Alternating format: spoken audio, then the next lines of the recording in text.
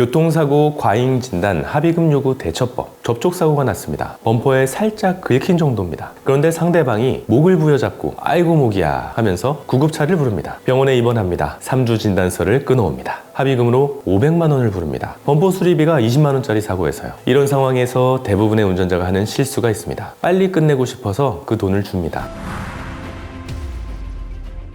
안녕하세요. 법무법인 동인의 대변인 임동환 변호사입니다. 오늘은 교통사고 상대방이 과잉 진단으로 합의금을 요구할 때 적절히 대처하는 방법을 알려드리겠습니다. 어떤 신호를 포착해야 하고 어떤 순서로 대응해야 하는지 구체적으로 짚어보겠습니다. 첫 번째, 과잉 진단을 의심해야 하는 신호가 있습니다. 사고 현장에서는 멀쩡했는데 나중에 갑자기 통증을 호소하는 경우, 경미한 접촉인데 2주 이상의 진단서를 끊어오는 경우, 입원 기간이 비정상적으로 긴 경우, 합의금을 먼저 언급하면서 금액을 특정하는 경우. 이 네 가지 중 2개 이상 해당하면 과잉 진단을 의심하셔야 합니다. 특히 경미한 사고에서 MRI를 찍고 디스크 진단을 받아오는 패턴이 흔합니다. 사고와 무관하게 원래 있던 퇴행성 디스크를 사고 탓으로 돌리는 거죠. 두 번째, 절대 하지 말아야 할 것을 말씀드리겠습니다. 상대방이 합의금을 불렀을 때 감정적으로 반응하지 마십시오. 사기치지 마라, 꾀병 부리지 마라, 이런 말을 하는 순간 당신이 불리해질 수도 있습니다. 그리고 빨리 끝내고 싶다고 상대방이 부르는 금액에 합의하지 마십시오. 한번 합의서에 서명하면 되돌릴 수 없습니다. 설령 나중에 과잉 진단이라는 것이 밝혀져도 이미 지급한 합의금은 돌려받기가 매우 어렵습니다. 세 번째, 보험사의 과잉 진단 의심 사실을 즉시 알리십시오. 여러분의 자동차 보험에는 보험사가 운영하는 SIU라는 조직이 있습니다. Special Investigation Unit, 보험사기 특별조사팀입니다. 보험사에 전화해서 상대방 과잉 진단이 의심됩니다 라고 말하면 SIU가 조사에 착수합니다. SIU는 상대방의 병원 입퇴원 기록, 과거 사고 이력, 보험금 청구 패턴 등을 전부 조회할 수 있습니다. 과거에도 비슷한 패턴으로 보험금을 청구한 이력이 나오면 보험 사기로 수사에 의뢰가 들어갑니다. 여러분이 직접 싸울 필요가 없습니다. 보험사가 대신 싸워주게 됩니다. 보험사도 돈을 아끼고 싶으니까요. 네 번째, 증거를 확보하십시오. 사고 현장의 블랙박스 영상을 반드시 저장하십시오. 충격 강도가 얼마나 경미했는지 보여주는 가장 확실한 증거입니다. 사고 직후 상대방의 모습을 동영상으로 찍어 두십시오. 현장에서 멀쩡하게 걸어다니는 모습이 찍혀 나오면 나중에 사고 직후부터 극심한 통증이 있었다라는 주장을 무너뜨릴 수 있습니다. 차량 손상 부위도 사진으로 남겨두십시오. 범퍼에 긁힌 자국밖에 없는데 3주 입원이라는 것은 상식적으로 맞지는 않습니다. 다섯 번째, 상대방을 맞고소할 수 있습니다. 과잉 진단으로 보험금을 타내는 것은 보험사기 방지 특별법 위반입니다. 10년 이하의 징역 또는 5천만 원 이하의 벌금형에 해당하는 범죄입니다. 여기에 형법상 사기죄도 동시에 적용될 수 있습니다. 경미한 사고인데 허위 진단서를 발급받아 과도한 보험금을 청구한다라는 내용으로 고소장을 제출하면 됩니다. 여섯 번째, 최근 제도 변화 분위기도 알아두십시오. 2025년 정부가 자동차 보험 부정수급 방지 대책을 내놓았습니다. 핵심은 경상 환자가 장기간 치료를 받으려 하거나 근거 없는 향후 치료비를 요구할 때 보험사가 병원 진료 기록부 등 추가 증빙을 깐깐하게 요구하도록 그 제도를 정비하고 있다는 겁니다. 과거에는 경미한 사고에서도 앞으로 치료가 더 필요하다라면서 적당히 돈을 얹어주는 향후 치료비 지급 관행이 있었지만 앞으로는 심사가 엄격해지고 무턱대고 합의금을 부풀리기가 훨씬 어려워지는 추세입니다. 2023년 기준으로 경상 환자에게 지급된 향후 치료비는 일반 치료비보다 많은 1조 4천억 원에 이르고 있습니다. 정리하겠습니다. 순서는 이렇습니다. 하나, 사고 현장에 블랙박스를 저장하고 상대방 모습과 차량 손상을 촬영한다.